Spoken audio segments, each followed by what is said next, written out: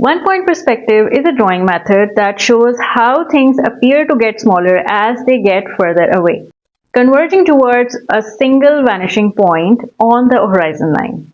Assalamu alaikum everyone and welcome back to my channel with another interesting and informative video. Definition आज की इस drawing video की तो आपने शुरू में सुन ही ली कि हम आज किस बारे में जो है वो इस वीडियो को कवर करने वाले हैं। यस, आज का जो टॉपिक है वो है वन पॉइंट पर्सपेक्टिव। इसकी डेफिनेशन मैं ऑलरेडी आपको बता चुकी हूँ, थोड़ा सा एक्सप्लेन करना चाहूँगी। वो ये है कि बेसिकली पर्सपेक्टिव हमारी एक ड्राइंग स्टडी है जिसके अंदर हम नियर एंड फार ऑब्जेक्ट्स को अंडरस्टैंड करते हैं कि किस तरह से जो ऑब्जेक्ट पास होते हैं वो उनका साइज बड़ा बनाया जाता है और जो ऑब्जेक्ट्स बहुत दूर होते हैं, नज़र से बहुत दूर होते हैं, उनको हम किस तरह से ड्राइंग में स्मॉल बना के एक पर्सपेक्टिव और एक एंगल क्रिएट करते हैं जिससे कि हमें पता चलता है कि कौन सी चीज़ नियर है और कौन सी चीज़ जो है वो बहुत ज़्यादा फार है। So this is how the perspective is made. तो चलिए टाइम वेस्ट किए बगैर चलते हैं वीडियो की तरफ। मैंने तमाम ड्राइंग जो है वो बहुत ज़्यादा बिगिनर फ्रेंडली बनाई है with very very easy PG shapes and drawings. और अगर आप इस चीज़ को इस तरह से अंडरस्टैंड कर लेते हैं तो आपके लिए बहुत सारी चीज़ें बहुत आसान हो जाएंगी। So I will be coming up with some more one perspective drawings. तो अभी फ़िलहाल जो सबसे आसान थी वो मैं आप लोगों के साथ शेयर कर रही हूँ। आई जस्ट होप कि आपके लिए अच्छी साबित होगी ये वीडियो और आपके लिए हेल्पफुल रहेगी। तो चलिए वीडियो की तरफ चलते हैं और सीखते हैं कि वन पॉइंट पर्सपेक्टिव हम किस तरह से ड्रॉ कर सकते हैं। सबसे पहले यहाँ पर मैंने मार्जिन लाइन आपको दिखा दी है जो मैंने 4 साइडेड ड्रॉ की है। इसके बाद जो मटेरियल्स हैं वो मैं आपको शो करवा रही हूँ, that is scale, pencil and eraser. अभी ड्राइंग के लिए हमें बस यही 3 मटेरियल्स की रिक्वायरमेंट है। इसके बाद जो हमारे पास कॉर्नर्स बन रहे हैं हमारे मार्जिन लाइन के, वहाँ पर हमने स्केल रख के एक क्रॉसवर्ड डायरेक्शन में क्रॉस बना लेना है। इससे हमारे पेज का एक सेंटर पॉइंट बन जाएगा। बेसिकली ये सेंटर पॉइंट जो है ये हमारा वैनिशिंग पॉइंट होगा जहाँ पर आके सब चीज़ें डिसअपेयर हो जाती हैं। ये वो वाला वैनिशिंग पॉइंट है। इसके बाद मैंने होराइजन लाइन ड्रॉ करनी है। This is my horizon line और इसको मैंने लेबल करके भी आपको बता दिया है। So this is the horizon line. अच्छा, दोनों चीज़ों में बहुत फ़र्क है। होराइजन लाइन और वैनिशिंग पॉइंट जो हैं वो डिफरेंट चीज़ें हैं, ठीक है। तो वैनिशिंग पॉइंट पे मैंने कंपास रख के सन की शेप जो है यानी हाफ सन जो है वो बना लिया है। और इसके बाद मैं कुछ इस तरह से यहाँ पर जो है वो ड्राइंग करूँगी। सब की सब लाइंस और सब की सब ड्राइंग्स जो हैं वो वैनिशिंग पॉइंट के ऊपर आके ख़त्म होंगी, ठीक है। तो इसके साथ ही जो है ना वो हमारा नियर एंड फार ऑब्जेक्ट्स का जो है वो हमने ड्राइंग को बनाना है और इस तरह से हमने इसको विजिबल करना है।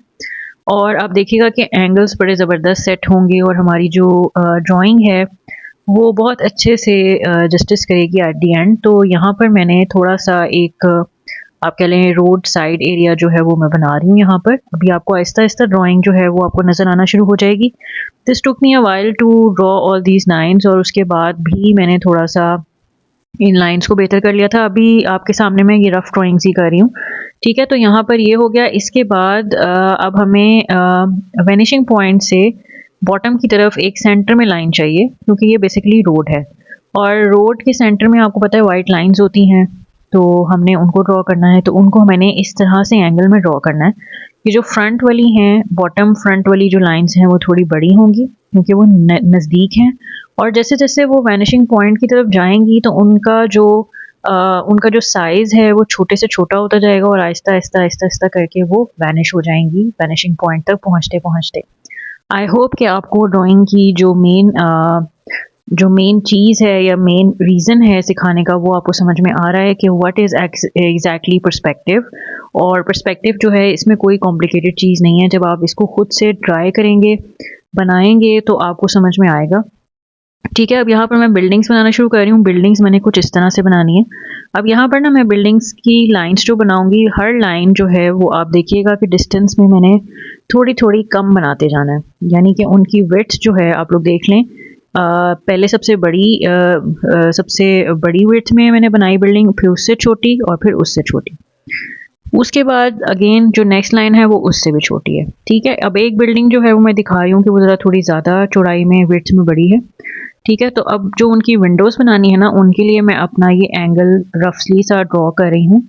मतलब कि मैं इस पोर्शन को मज़ीद 2 पार्ट्स में डिवाइड कर रही हूँ। इसके साथ जो है ना वो हमारी जो डोर्स और विंडोज़ हैं बिल्डिंग्स की वो भी एक एंगल में बनेंगी। अब आप देख लें, इससे आपको खुद अंदाज़ा हो रहा होगा कि कितना खूबसूरत तरीके से जो है वो एंगल्स डिफाइन हो गए। अभी मैंने डिटेल्स नहीं देनी, अब मैं दूसरी साइड पर आ गई हूँ, that is the left side, और वहाँ पर हमने ट्रीज़ ड्रॉ करने हैं।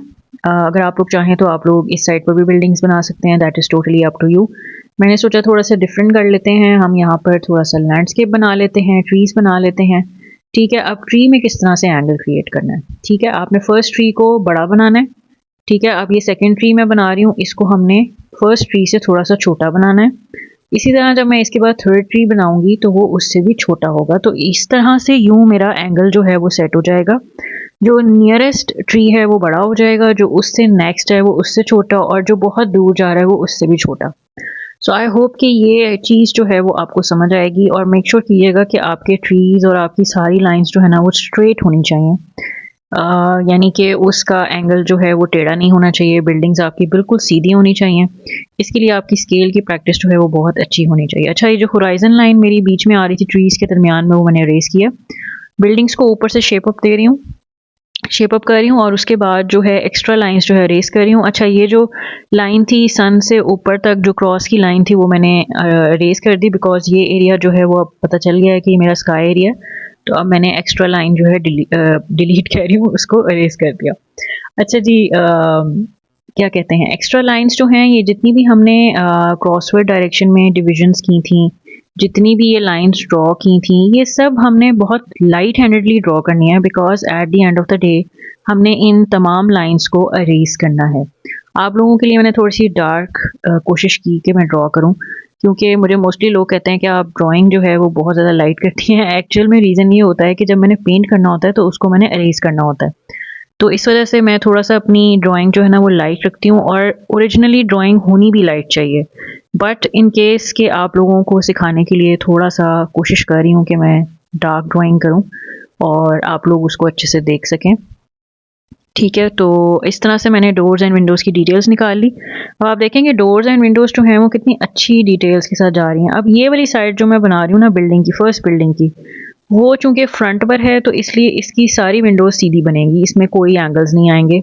आप लोग देख लें, तो इस तरह से हमारा एंगल जो है वो बहुत अच्छे से क्रिएट हो जाएगा। अच्छा, sky area is totally up to you, आप जिस तरह से मर्जी इसमें डिज़ाइनिंग कर लें। ठीक है, मैंने जो है वो बहुत बचकाना से क्लाउड्स बनाए हैं यहाँ पे, जैसे कि बच्चे बनाते हैं, बट आई बिलीव कि इसके साथ आप लोगों को पर्सपेक्टिव समझ में आ जाएगा कि what exactly is one point perspective. यहाँ पर जनाब मैंने एक बहुत ही मज़े की टॉय कार ही समझ लें आप, रियलिस्टिक कार तो नहीं है, but just to give you an idea कि ये रोड है, तो हमने एक कार्टूनिश सी कार जो है वो यहाँ पे ड्रॉ कर देनी है, ताकि आप लोगों को अंदाज़ा हो जाए कि ये रोड है, और रोड पर जो है this car is moving around, और इस तरह से हमने उसकी बैक साइड जो है वो बना दी। अच्छा, यहाँ पर मैंने मार्कर ले लिया है, आप लोग कोई सा भी मार्कर ले सकते हैं। ठीक है, अगेन कोई स्पेसिफिक रीज़न नहीं है, आप लोग कोई पॉइंटर भी यूज़ कर सकते हैं।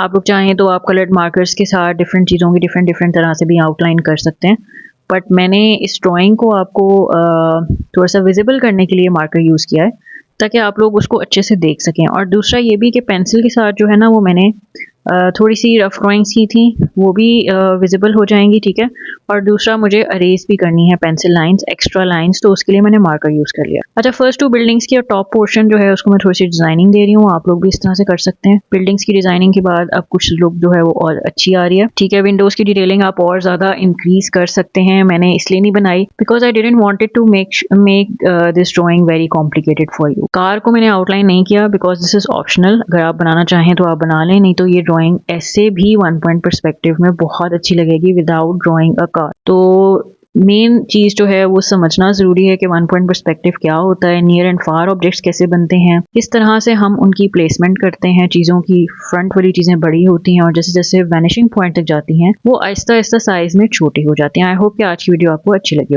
ओके गाइस, तो ये थी आज की इंफॉर्मेटिव सी वीडियो। आई होप कि पर्सपेक्टिव का मीनिंग और पर्सपेक्टिव ड्राइंग से आपके बहुत सारे क्वेश्चंस और आपके बहुत सारे मिसकंसेप्शंस भी दूर हो गए होंगे, और आज की वीडियो जो है वो आपके लिए बहुत ज़्यादा इंफॉर्मेटिव भी होगी। सो अगर आपको आज की वीडियो अच्छी लगी हो तो मुझे कमेंट सेक्शन में ज़रूर बताइएगा। अगर आप इस ड्राइंग को ट्राई करें तो भी मुझे ज़रूर बताइएगा कि आपकी ड्राइंग किस तरह से बनी। और मेक श्योर करें कि एंगल्स को बहुत अच्छे से ड्रॉ करें। मैंने आप लोगों के लिए स्केल का यूज़ किया, मैं इसको फ्री हैंड भी ड्रॉ कर सकती थी, बट बिगिनर्स अभी फ़िलहाल स्केल का यूज़ करें और बेसिक शेप के साथ ही इसको प्रैक्टिस करें ताकि वो आगे जाके मज़ीद कॉम्प्लेक्स ड्राइंग की वन पॉइंट पर्सपेक्टिव में ड्रॉ कर सकें। सो मैं मिलूंगी अब आपसे नेक्स्ट वीडियो में, तब तक के लिए आप इस ड्राइंग की करें प्रैक्टिस और मुझे दीजिए इजाज़त। अल्लाह हाफ़िज़।